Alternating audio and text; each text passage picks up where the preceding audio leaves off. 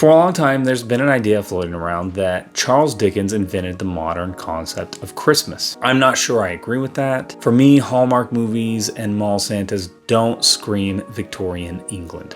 But that's okay. When Charles Dickens published A Christmas Carol in December of 1843, he gave us something much more important than a blueprint for a cherished holiday. What Dickens set out to do was to give Victorian England a cure for the worst sins of its evolving industrial economy. Chief among those transgressions, from Dickens' point of view, was child labor. But more on that later. A Christmas Carol is one of my absolute favorite stories, and I revisit it every year around this time, for obvious reasons. Today I want to discuss the themes of A Christmas Carol, how those themes are represented in the transformation of its central character, Ebenezer Scrooge, and why those themes still resonate with our modern culture. But we'll save that discussion for later. For now, we're going to tackle this story one ghost at a time, starting with a man who was dead to begin with, Jacob Marley.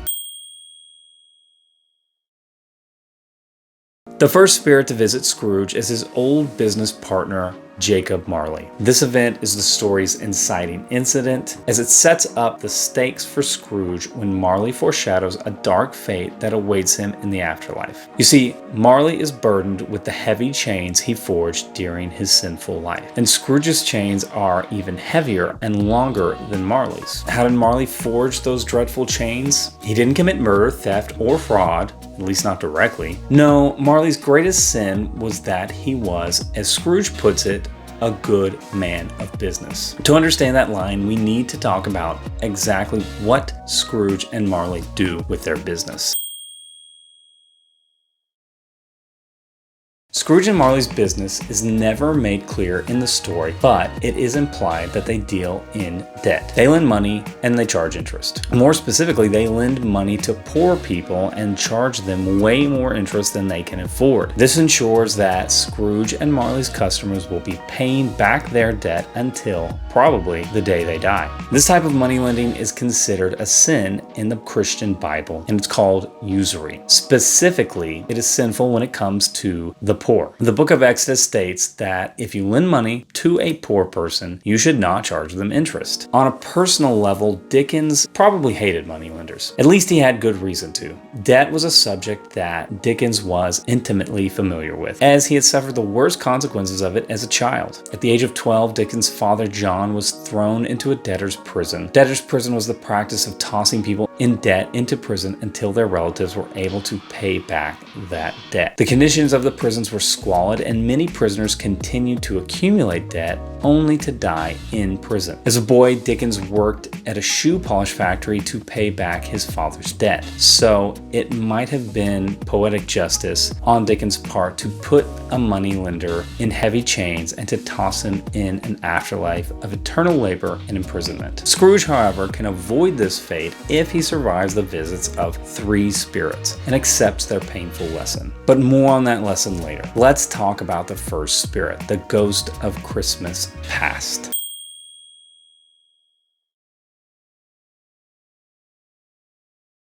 At the stroke of one, Scrooge is visited by his first spirit, the ghost of Christmas past. This ghost seems to be primarily concerned with childhood, debt, and how we treat people who depend on us. We visit the young Ebenezer in a boarding school. He's alone at Christmas because his father refuses to send for him. It's implied through the text that Scrooge's mother died during childbirth and that his father blames him for her death. Already at this young age, Scrooge is burdened by a debt that he can't repay, the death of his mother. Scrooge's father could forgive him this debt, but he chooses not to. And we see the devastating effect this lack of forgiveness has on the boy. If Scrooge's debt is unforgivable, then why should he forgive anyone who owes him? As a boy, Scrooge's heart has already become hardened by debt. And Dickens demonstrates how this cycle of debt perpetuates itself from one generation to the next. But in the next vision, we see things are not all bad for the young Scrooge. Specifically, he has a much kinder father figure in the form of his generous employer,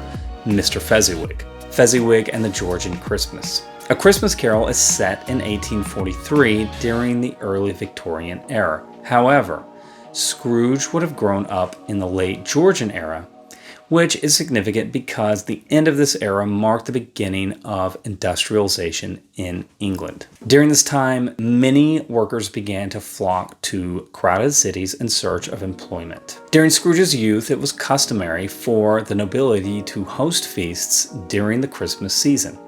Tenant farmers were invited to part in these feasts. This tradition is brought to life in A Christmas Carol by Scrooge's first employer, Mr. Fezziwig. In the story, Fezziwig closes his shop early on Christmas Eve to hold an elaborate and expensive ball for his employees. This is starkly contrasted by Scrooge's treatment of his employee, Bob Cratchit. Scrooge pays Cratchit a meager wage and demands that he work long hours, even on Christmas Day. Cratchit is a kind and hardworking man, but he is constantly struggling to make ends meet. His son, Tiny Tim, is sickly and frail, and Cratchit fears that he will not survive to adulthood. Scrooge is completely indifferent to Cratchit's plight. He sees Cratchit as nothing more than a cog in the machine of his business. He does not care about Cratchit's family or their well-being. All Scrooge cares about is making money. This contrast between Scrooge's treatment of Cratchit and Fezziwig's treatment of him is significant. It shows that Scrooge is capable of compassion and kindness because he's seen it and benefited from it. But he has chosen to suppress these emotions in order to focus on his own greed. In this section, we see the emergence of a new theme in the narrative. Dickens not only demonstrates that holding debt over the poor creates a cycle of cruelty, but he also believes that employers have a duty to be compassionate and generous to their workers. Dickens argues that employers can help to end the cycle of cruelty perpetuated through debt by embracing empathy in the workplace and breaking the chains of financial oppression. But Scrooge hasn't learned this lesson yet, and that's why we must move on to The Ghost of Christmas Present.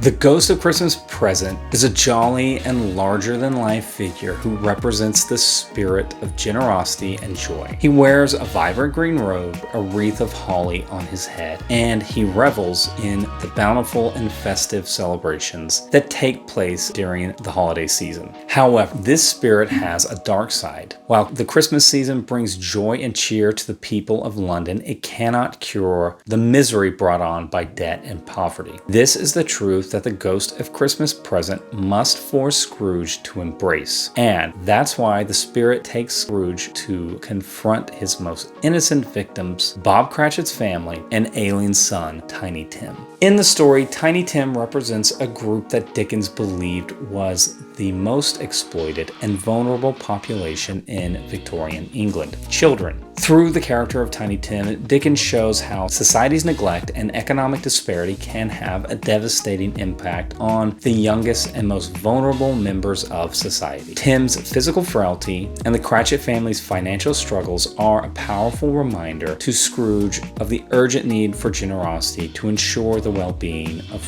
impoverished children. Dickens' story forces readers to confront the harsh realities faced by this marginalized group and calls for compassion and charity to pull these families out of poverty. Worse still, the Cratchit family's situation was one that Scrooge had imposed on them, and he could have relieved them of their poverty at any time. Scrooge failed to learn the lesson of good stewardship from his old friend Fezziwig. Instead, he keeps his employees poor, sick, and desperate. And the Ghost of Christmas Present has two more people for Scrooge to meet: ignorance and want. This portion of the story closes with a dramatic reveal of ignorance and want. These are two sickly-looking children who live under the cloak of Christmas Present, just under the surface of polite society. When asked about them, the spirit says, "This boy is ignorance, this girl is want.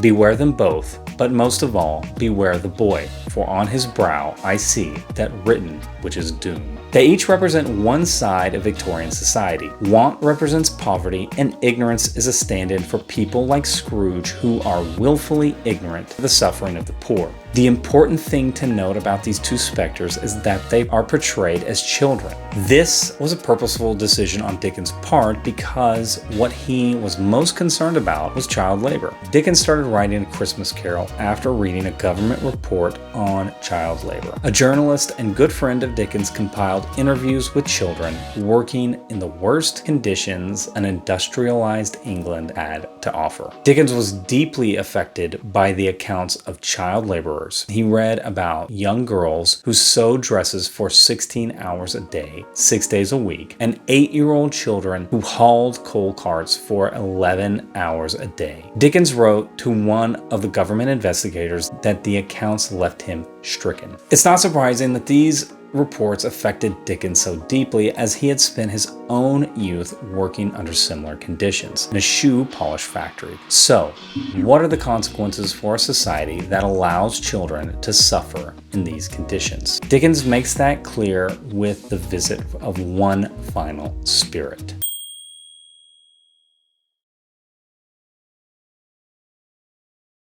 The Ghost of Christmas Yet to Come. One of the most memorable scenes from this final act is Scrooge tortured by a visit to his own gravestone. But Scrooge's death is unavoidable. He's already an old man at the start of his journey, and he can't reasonably believe that he has many years left. So, this isn't the true tragedy of the story. The real tragedy of this vision is the death of Bob Cratchit's son, Tiny Tim. Tiny Tim's avoidable death. Tiny Tim's death is the most tragic vision in A Christmas Carol because it's one that could have been avoided. In the Spirit's vision, the causes of Tiny Tim's death are vague, but they can be boiled down to two main factors: poverty and neglect. Poverty is the most obvious cause of Tiny Tim's death. The Cratchit family lives in a small, cramped house that is constantly cold and damp. They have very little food to eat, and what they do have is often of poor quality. As a result, Tiny Tim is malnourished and underweight. He is also constantly exposed to disease, which makes him more vulnerable to illness. Neglect is a major factor in Tiny Tim's death. Mr. Cratchit is a hardworking man, but Scrooge does not pay him enough to take care of his family. He works long hours, and when he is home, he is often exhausted. As a result, Tiny Tim goes without proper care. He's not given enough food or clothing, and he is not taken to the doctor when he is sick. If Tiny Tim had been born in a wealthier family, he would have had a much better chance at survival. He would have had access to better food, clothing, and medical care. He would also have had more opportunities to play and exercise, and in general, enjoy his youth. The death of Tiny Tim is a powerful reminder to Scrooge of the importance of the charity and kindness he experienced with people like his old employer Fezziwig. The tragedy of Scrooge's life is that he has the power to save children like Tiny Tim, yet he chooses not to. He chooses to remain ignorant to the suffering of Tiny Tim and the thousands of children just like him. Redemption and themes.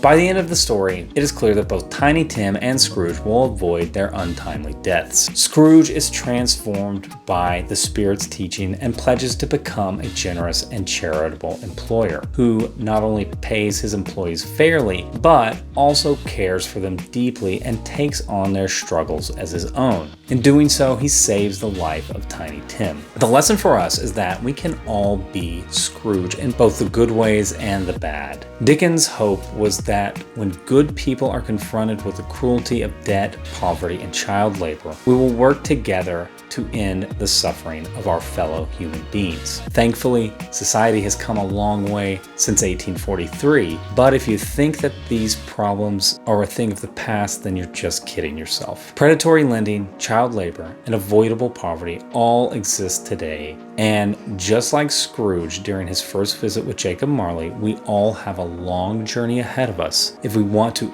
enact true change and achieve meaningful progress. Well, that's not all I have to say about A Christmas Carol, but that's all I have time for. I love this story though. If you haven't read it, go and get a copy and read it, or watch one of the countless versions that pop up this time of year. And if you have seen it or read it, then do it again. And if you liked what you saw here, don't forget to click the like button and subscribe. Until next time, keep writing and later skaters.